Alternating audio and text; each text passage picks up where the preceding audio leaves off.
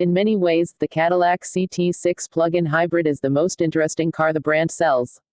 Despite having a turbocharged 4-cylinder hybrid powertrain, it makes the most torque of any CT6.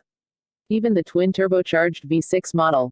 It also has a claimed electric range of 31 miles and can still manage a combined fuel economy of 26 mpg with just the gas engine. Even its origin is interesting, since its final assembly point is China. To cap things off, it's also the second most expensive CT6 in the range. To find out if the CT6 is worth that money, and has more to offer than fun facts, we spent some time behind the wheel. I achieved 34.1 miles per gallon for my roughly 14-mile round trip in the CT6 Hybrid.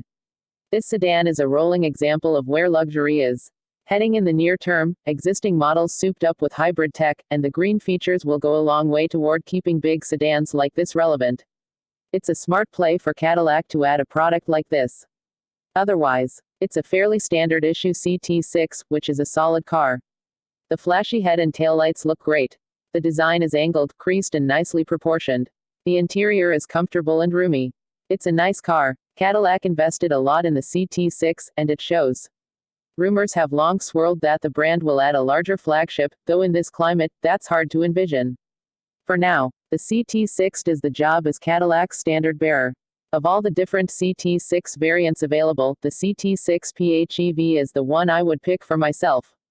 Why? Because the hybrid powertrain finally delivers on the quiet, refined driving experience I want from a flagship luxury sedan.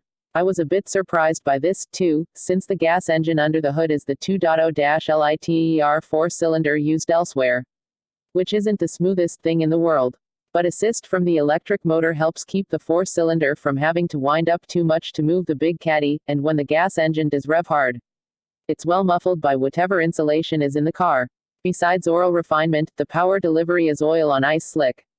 The blending of electric and gas power is seamless. There's no waiting on the turbo to spool up. And there's no loss of power at higher RPMs with the electric motor. They work in perfect harmony, providing excellent low-down grunt and solid upper-end power. The transmission is super smooth, too, allowing for happy wafting wherever you go. I was also pleased to find that the manual mode on the transmission actually sets how aggressive the regenerative braking is.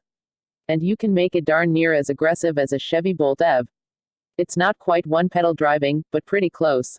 And driving enthusiastically is actually fun in the CT6 because the car drives like a car half its size. It responds quickly and enthusiastically to the steering and feels very planted. The car stays pretty flat too, though the trade-off is a firm ride. The brakes feel mostly good, also.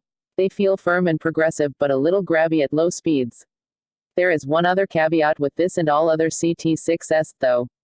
The interior has elements of a solid design. Many of the materials are nice. And the basic shape is fine, but it doesn't feel unified. There are too many different interior materials, so it looks scattershot and unplanned rather than luxurious. Those are things I can forgive though, since I love the way the car drives. So if you're looking for a lovely driver with lots of space and can forgive the amateurish interior, the CT6 is a sweet ride.